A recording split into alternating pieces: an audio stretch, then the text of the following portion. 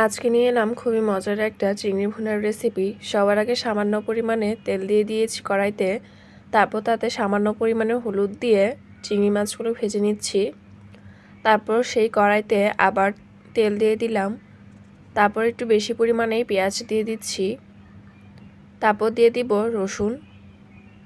পেঁয়াজ এবং রসুনটা ভালোভাবে ভেজে নিব।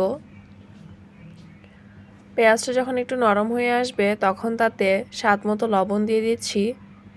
এরপর দিয়ে দিব পরিমাণ মতো হলুদ গুঁড়া, মরিচ গুঁড়া, জিরা গুঁড়া, ধনিয়া গুঁড়া। তারপরে একটু মশলাটা নাড়াচাড়া দিয়ে সামান্য পরিমাণে পানি দিয়ে দিব এবং মশলাটা কষিয়ে আনার পর্যন্ত অপেক্ষা করব। মশলাটা কষিয়ে আসার পর তাতে চিংড়ি মাছগুলো দিয়ে দিব এবং 5 মিনিটের জন্য ঢাকনা দিয়ে রেখে দিব। যখন ঝোলটা একটু কষিয়ে আসবে তখন ধনিয়া পাতা দিয়ে নামিয়ে নিব।